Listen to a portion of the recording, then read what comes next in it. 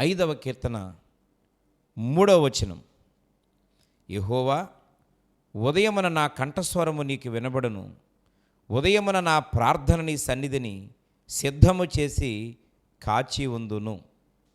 పిల్లరా, భక్తుడైనటువంటి దావీదు ఈ 5వ కీర్తన భాగాన్ని వ్రాస్తూ 3వ వచనంలో అంటున్నాడు, యెహోవా అని పిలిచి ఉదయమున నా కంఠస్వరము నీకు వినబడును.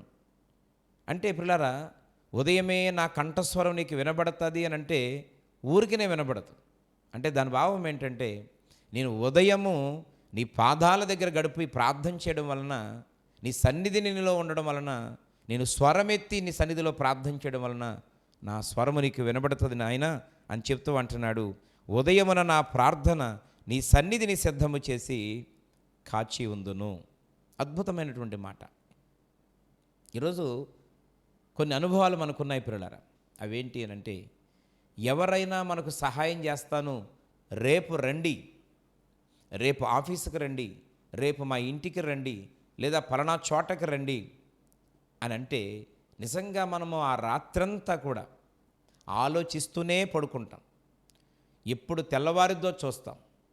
వాళ్ళు ఒక టైం చెప్తే ఆ టైం కంటే ముందుగానే మనం వెళ్ళిపోయి, మనం ఏమైతే చెప్పాలనుకుంటున్నామో, ఏ సమస్యలు అయితే ఉన్నాయో అవన్నీ రెడీ చేసుకొని ఆ ద్వారబంధం దగ్గర, ఆ గేటు దగ్గర, ఆ వెయిటింగ్ హాల్లో మనము వేచి ఉంటాం.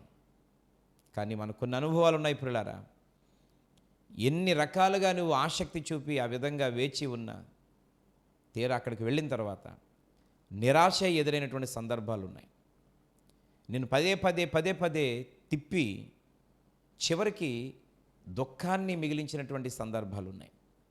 నిరాశపడి ఆ ప్రయత్నాలు వదిలేసినటువంటి పరిస్థితులు నీ జీవితంలో ఉన్నాయి. ఈ వాక్యం వింటున్న నీ జీవితంలో మనుషులపై ఆధారపడి, మనుషుల కోసం కాచి కూర్చొని, మనుషుల కోసం ఎదురు చూస్తూ, నీకేదో సహాయం చేస్తారు, ఎవరో వచ్చి నీకు ఉన్నతమైన మేలు చేస్తారు, నీ జీవితాన్ని నిలబెడతారు, కాపాడతారు, నీ కుటుంబానికి అండగా ఉంటారు, నీ కుటుంబాన్ని ఆదుకుంటారని ఈరోజు మనుషుల మీద కొన్నిసార్లు మోసపోయి మళ్ళీ అయినప్పటికీ కూడా ఇంకా ఇప్పటికీ మోసపోతూనే బాధను అనుభవిస్తున్నటువంటి పరిస్థితులు నీ జీవితంలో ఉన్నాయి. దేవుడు మాట్లాడుతున్నాడు ఈ వచన భాగం ద్వారా, భక్తుని ద్వారా. పిల్లరా, ఈరోజు నీకున్న అవసరాలు, నీకున్న అక్కరలు, నీకున్న ఇబ్బందులు ఇవన్నీ కూడా నీవు సిద్ధము చేసుకొని ఎక్కడ వాటిని పెట్టుకోవాలి అని అంటే దేవుని పాదాల దగ్గర పెట్టాలా. పిల్లరా, మనకు ఒక అనుభవం ఉంది. ఎవరి దగ్గరికైనా వెళ్ళి ఒకేసారి 4-5 సమస్యలు చెప్తే వారు వెంటనే అంటారు, అమ్మ ముందు ఒకటి జరగనివ్వండి, ఈ ఒకటి చేయనివ్వండి. కానీ ప్రభు అయిన యేసు ప్రభు దగ్గర అలాంటి లిమిట్స్ లేవు పిల్లరా.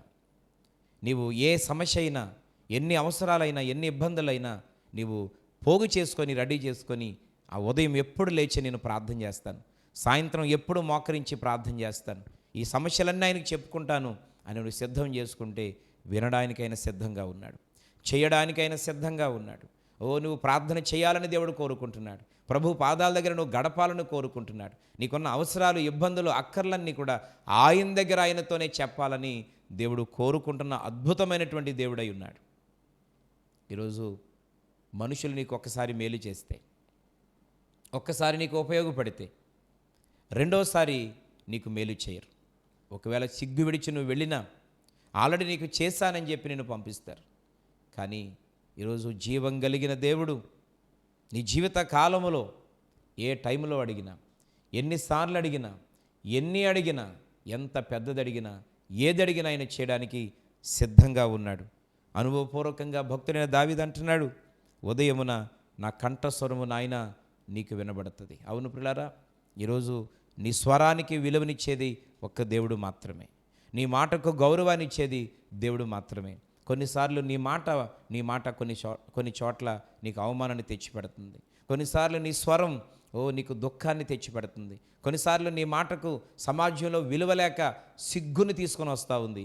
కానీ ప్రభు మాట్లాడుతున్నాడు, నీ స్వరము ప్రభు పాదాల దగ్గర వినబడితే ఆ స్వరానికి గౌరవం ఇచ్చేవాడు దేవుడే, విలువనిచ్చేవాడు ఆయనే, స్వీకరించేవాడు ఆయనే.